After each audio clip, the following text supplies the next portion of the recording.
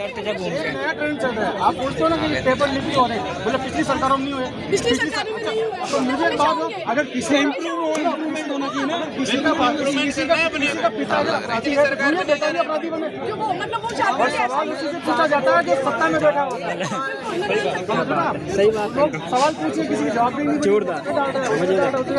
अच्छा किया हम सब ने किया, बुरा किया इसने किया। बिल्कुल बिल्कुल, उसको हमें चेंज करना होगा। मुझे लगता है हम सब मिलकर ही कर सकते हैं।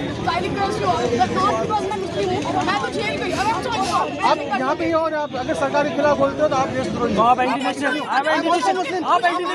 मुझे उमर खालिद की तरह जेल में डाल दिया जाएगा, मतलब मुझे बिल्कुल बोल दिया जाएगा। नहीं डालने देंगे, नहीं डालने देंगे। हम विरोध करेंगे इसका। अच्छा, देशद्रोही के डाला गया था, ये जरूरी नहीं है। जो भी सत्ता से सवाल करेगा उसको देशद्रोही कहा जा रहा है। सरकार का चलन कोई भी बोले, प्रधान के खिलाफ बोले, चाहे मोदी के खिलाफ बोले, चाहे कोई पेपर लीक के खिलाफ बोले, चाहे महंगाई बेरोजगारी भ्रष्टाचार किसी के खिलाफ बोले। राजस्थान में देखो मदन लाल राठौड़, जो अभी शिक्षा मंत्री है राजस्थान का, 7 बच्चे मर गए स्कूल फूट के, कोई मोदी कर रहे हैं। अब यहाँ पे राजस्थान में देखो बीएड कॉलेजों में भ्रष्टाचार की मार है, बीएड कॉलेजों में लूट मची पड़ी है, सब बीएड कॉलेज में भ्रष्टाचार देख लो।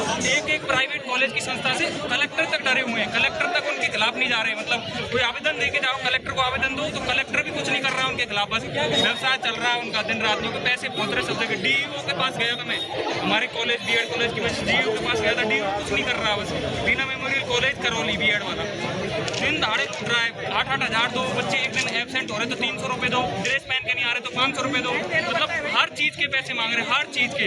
एक दिन स्कूल नहीं गए, कॉलेज नहीं गए तो पैसे। और कोई भी अगर उनसे भी कुछ सवाल पूछ रहे हैं ना, प्रिंसिपल से पूछ रहे हैं सर ये किस चीज़ के, तो कोई अकाउंटेबिलिटी तय नहीं कर रहे हैं कि एनसीटी 2014 के जो रूल रेगुलेशन उनके हिसाब से कुछ नहीं है कॉलेज में। बीएड कॉलेज सरकार से मतलब नहीं है, कैंडिडेट अच्छे होने चाहिए, सरकार से मतलब नहीं है हमें। 545 सांसदों में से 145 सांसद हैं, उन पर अभी भी रेप के मुकदमे। कहाँ से आएगा कानून, कहाँ से सुधरेगी स्थितियाँ? देश का नौजवान नहीं जाएगा ना वहाँ पे। अब ये नौजवान अब तक गांव का सरपंच तय नहीं कर पा रहा, प्रधानमंत्री कहाँ से तय करेंगे? अभी हमको चलना पड़ेगा गांव-गांव, ढानी में, हमें बदलनी पड़ेगी, गांव से स्थितियाँ बदलनी पड़ेगी, गांव में सरपंच को भी बदलना पड़ेगा हमें। नवेवा सरपंच होगा तब प्रधान होगा, फिर एमएलए होगा, फिर एमपी होगा, ऐसी बढ़ेंगी व्यवस्थाएं। जमीनी स्तर से एक मुद्दे उठाने पड़ेंगे। आज 500 रुपये की मजदूरी करने वाला एक किसान जब तहसीलदार के पास जाता है तो उसको 70,000 रुपये की तनख्वाह लेने वाले को 200 रुपये उससे भी चाहिए। इतना भ्रष्टाचार हो गया है, आम आदमी बिल्कुल मार झेल रहा है, गरीबी महंगाई कुछ मतलब निम्न स्तर पे पहुंच गया। ये देश स्वतंत्र तो हुआ है लेकिन बस मानसिक गुलाम है अभी भी स्वतंत्रता तो आई है लेकिन आर्थिक रूप से स्वतंत्र नहीं हुआ देश, आर्थिक रूप से अभी पिछड़ा पड़ा है। राजस्थान नंबर 1 पे ब्राइम में, भ्रष्टाचार में। हाँ, अब मेरी बात सुनो, मैं कहना चाहता हूँ आपके माध्यम से, जितने भी युवा है ना, जितने भी अपना चुनाव हो, कोई भी चुनाव हो, फॉर्म भरो। जैसे कोई एग्जाम का फॉर्म भरते हैं ना, ऐसे फॉर्म भरो, विधायक का, एमएलए का चुनाव, फॉर्म भरो, सब धुआंधार फॉर्म भरो और लड़ो चुनाव सब। ये ऑप्शन है और कोई ऑप्शन नहीं दिख रहा मेरे को। और पॉलिटिक्स में युवा को आना ही पड़ेगा। लोग ये बोलते हैं कि युवा को पॉलिटिक्स नहीं करनी चाहिए, पॉलिटिक्स में अपने को आना पड़ेगा। जब तक अपन पॉलिटिक्स में नहीं आएंगे तब तक देश में कोई बदलाव नहीं आएगा। पॉलिटिक्स तो अपने को करनी ही पड़ेगी। और अब जो पॉलिटिक्स होगी वो अपने नई जो पीढ़ी है युवाओं की, उसकी पॉलिटिक्स चलेगी। पुरानी जो पॉलिटिक्स है उसमें केवल भ्रष्टाचार चलता है और अब हम भ्रष्टाचार नहीं चलने देंगे। सरकार क्या कर रही है? भ्रष्टाचार एक लाभ होता है चैनल है बहुत गंभीर है। गंभीरता यही है कि मैं बात ही नहीं सुन रहा, हम कब से प्रोटेस्ट कर रहे हैं। पहली बात तो अकाउंटेबिलिटी है ना, वो तो दिखाई नहीं दे रहा।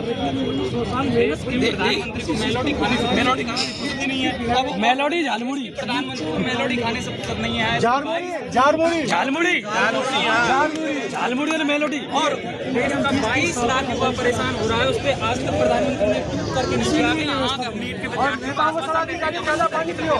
आज तक 10 रुपये का डायपर लीक नहीं हो रहा है, सरकार के पेपर लीक हो जा रहे हैं। इस सरकार के कोई मुख्यमंत्री कौन बनेगा? आज उनके पेरेंट्स देख लो, वो कहते हैं अच्छे दिन आएंगे हमारे को।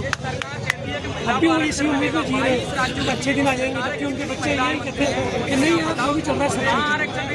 तो इसका मतलब धर्म की पट्टी चढ़ा रखी है उनके माइंड में।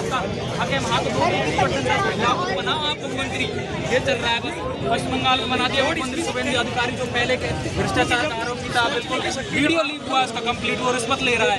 और हेमंत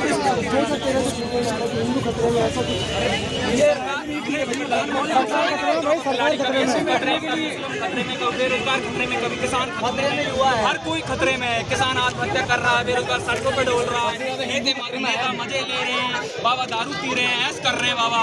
नया इतने तो भगवान हो गए, आए दिन नया बाबा खोद रहे हैं हम, आए दिन नया देवता, आए दिन नया बाबा। उनको सैलरी भी मिलती है अलग से, और अलग से सैलरी है, गवर्नमेंट से सैलरी भी मिलती है उन्हें। मैं उसको नामर्द मानता हूँ, जो सिर्फ भगवान पे भरोसा करके सारी चीजों को भगवान पे छोड़ देता है। मैं उसको नामर्द मानता हूँ, इंसान है नहीं।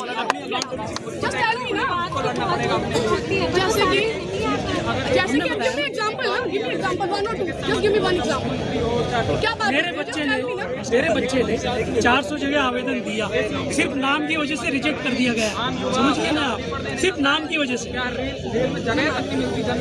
सिर्फ नाम की वजह से उसका सरनेम ये लग गया, तो उसकी वजह से राज्य की टोकरी में डाल दिया उसका आवेदन। और ऐसे नहीं कि उसके अंदर स्किल नहीं है, बहुत बेटर स्किल डेवलप है उसके अंदर। टाटा इंस्टीट्यूट ऑफ मुंबई से MSW master of social work करके आया हुआ। राजस्थान गवर्नमेंट के अंदर उसने ज्वाइन किया था, लेकिन करप्शन 99.9% था।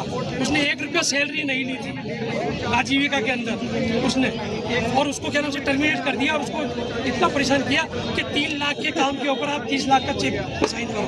उसने मना कर दिया, मुझे सैलरी 1 रुपया ना दीजिए, मैं एक चेक में साइन नहीं करूँगा। उसने कोई साइन नहीं किया, उसने स्विच कर दिया राजस्थान गवर्नमेंट की नौकरी। और आज दर की ठोकरें खा रहा है। और पढ़ने के लिए वो अपनी स्किल के दम पर, अपनी स्कॉलरशिप के दम पर वो बाहर पढ़ने गया इंटरनेशनल लेवल लो। अगर ये प्रोटेस्ट सक्सेसफुल होता है, अगर ये प्रोटेस्ट मानो पहली बात तो अभी आप इतनी आसानी से मत समझो, ये बिल्कुल आप सिस्टम की जो आपको नजर आ रहा है उसमें तो पॉसिबल ही नहीं है कि हमें ग्रुप में बैठना नहीं पड़ता। अगर वो इस्तीफा देने वाले तो दिल्ली के बाद दे चुके होते हैं। हम चाहते हैं वो दे, हम रजा हैं, हमें पूरा हक है कि हम किसको चूज करते हैं और किसको नहीं करते हैं। अगर आप इतने ही वो हैं, जवाबदेही आपकी है, तो आपको पहले ही दे देना चाहिए था। हमें हर सिटी में जा के लोगों को इसके बारे में बात करने की जरूरत ही नहीं थी। हम धूप में यहाँ बैठे थे, क्यों बैठे थे? लोग सब ना इसी में बैठे हैं, खा रहे पी रहे। हम यहाँ धूप में, हमारे पास वो भी नहीं था, बेसिक जो होना चाहिए, शेल्टर भी नहीं था। कितने सारे लोगों को लगी है, मैंने एक भैया को बैंडेज लगाया। क्यों लगाया? अगर वो इस्तीफा देने के लिए रेडी होते हैं, हमें करना ही नहीं था ना। और हम ट्यूशन कर सकते हैं, अगर हमें लग रहा है वो सही काम नहीं कर रहे, हम बोलेंगे आप इस्तीफा दो, हमें कोई और चाहिए। हम नहीं कह रहे आप कांग्रेस का लाओ या भाजपा का लाओ, हमें सही कैंडिडेट चाहिए जो एजुकेटेड चाहिए। हम फिर से आवाज उठाएंगे, हमारी शिक्षा ने, हमारे कॉन्स्टिट्यूट ने हमें आजादी दी है, हम फिर से क्वेश्चन करेंगे। हम अनपढ़ नहीं है, हम अनपढ़ नहीं है। अगर आने वाले जो आप होते हैं वो भी सही निकले, या इस प्रोटेस्ट के बाद भी आपका मतलब जो भी आप चाहते हैं वो चीज़ें सही होगी।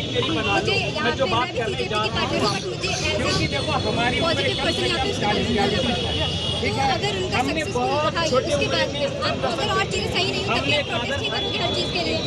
नहीं, बेटर कैंडिडेट क्यों नहीं है अपने? आप मुझे कोई सॉल्यूशन दे दीजिए, क्या हो सकता है? मतलब हम क्या करें, हम घर में बैठ जाएं, हम अपने माँ बाप के उस पे पैसों पे हम वो करें, मतलब जिए, हम उनकी जमीनों को बेच दें, हम सुसाइड कर लें, हम क्या करें? जस्ट टेल मी क्या करें? जब उसको वोट लेना आप क्या हमारे पास आंसर नहीं है, हम प्रोटेस्ट कर रहे हैं। हम चाह रहे हैं कि गवर्नमेंट हमारी आवाज सुने। फ्यूचर को लेके चल रहे हैं, हम चाहते हैं कि अच्छा हो, हम चाहते हैं अच्छा हो, इसके बाद होगा क्यों नहीं? हम चाहते हैं अच्छा हो। पैदा कर दिया है और आज हम लोग को युवाओं को एम्प्लॉयमेंट नहीं मिल रहा।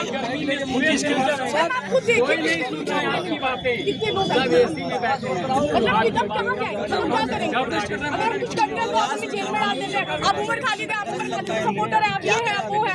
लोग को अभी भी लगता है कि उमर खालिद टेररिस्ट है, पता ही नहीं है कि उमर खालिद कौन है। मतलब आप में से अगर किसी को लगता है कि वो टेररिस्ट है, जैसे एक बार उसके बारे में पढ़िए, एक बार उसके वीडियो देखिए, आपको पता चलेगा वो कौन है। वो लीडर बनने की क्षमता रखता है, इसलिए उसको इतने सालों से जेल में रखा हुआ है।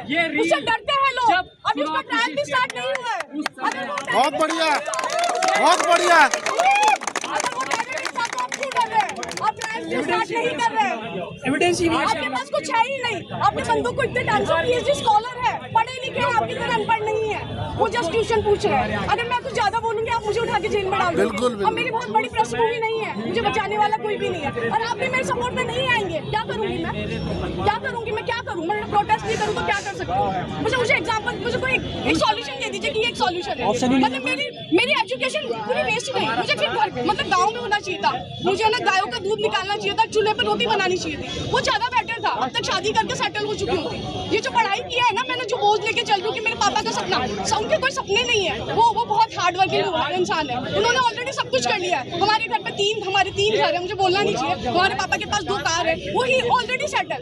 बट मुझे लगता है कि मुझे कुछ करना है उनके लिए। उन्होंने इतनी मेरे लिए इतनी मतलब उन्होंने दिन रात नहीं देखा अपने बच्चों को पढ़ाने के लिए, अच्छे से अच्छी जगह हमें पढ़ाया है। और हमें मतलब जस्ट बिकॉज मैं मुस्लिम हूँ आप मुझे जो मिलना चाहिए आप मुझे वो भी नहीं दे रहे हो। क्यों नहीं दे रहे हो? क्योंकि मैं मुस्लिम हूँ, और आप लोग मुझे सपोर्ट भी नहीं कर रहे हो, क्योंकि आपको लगता है हर मुस्लिम एक जैसा होता है। कैसे होता है यार? मैं आपको बता रही हूँ, मुझे पता है आप ये नहीं बोल रहे हो, मैं बता रही हूँ दुनिया में क्या चल रहा है। मैं बता रही हूँ मैं यहाँ क्यों हूँ। मेरी डिग्री कंप्लीट हो चुकी है, आई एम अ डॉक्टर, और मैं आगे प्लान कर रही हूँ कि मुझे MBA करना है या MD करनी है। तो मेरा यहाँ आने का कोई मुद्दा नहीं था। मुझे पता है बहुत सारे लोगों के साथ अभी भी गलत हो रहा है, नॉट मुस्लिम, जो ST कैटेगरी में आते हैं बहुत सारे लोगों के साथ गलत हो रहा है, अलग अलग लेवल पे गलत हो रहा है। अगर मैं नहीं बोलूँगी कौन बोलेगा? मैंने आज तक इन सब चीज़ों में कभी ना वो दिया ही नहीं है। जब मेरे ऊपर ये सब चीज़ें होने लगी तो मुझे समझ में आया भाई इसके इल्जाम नहीं करती। आपका नाम आपके नाम के आगे मतलब आपके नाम के आगे कुछ बड़ा होना काम करता है, या आपके पीछे बड़े लोग होना काम करता है।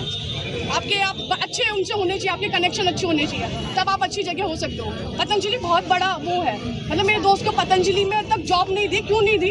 क्योंकि वो उसका वो है, मतलब आप सोचिए, आप रामदेव बाबा बोल रहे हैं, he is like I am so sorry, वो है योगा गुरु है। योगा मतलब यूनियन, योगा मतलब जोड़ना। अब पूरे पतंजलि में इतने जितने भी वो हैं, आप पतंजलि में देखिए कि एक भी मुस्लिम डॉक्टर नहीं मिलेगा वहाँ। क्यों नहीं मिलेगा? क्यों मुस्लिम वो मैं मान रही हूँ कि सारे मुस्लिम अच्छे नहीं होते, पर कोई एक तो मुस्लिम अच्छा होगा ना। क्यों पतंजलि में मुस्लिम एक भी डॉक्टर नहीं है? APJ अब्दुल कलाम जा चुके हैं, अब हम जैसे लोगों को APJ अब्दुल कलाम बनना होगा। कमल बहुत है, आंसर भी तो बैठे हैं।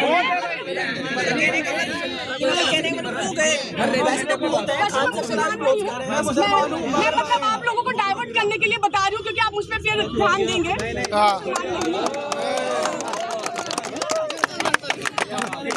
घुमा दिया आपने। मेरा नाम फातिमा भी है, मेरा नाम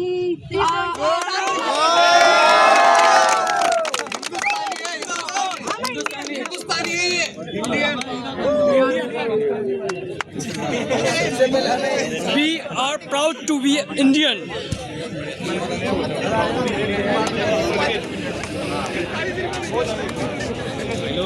सर आप कुछ बोलना चाहेंगे लास्ट में?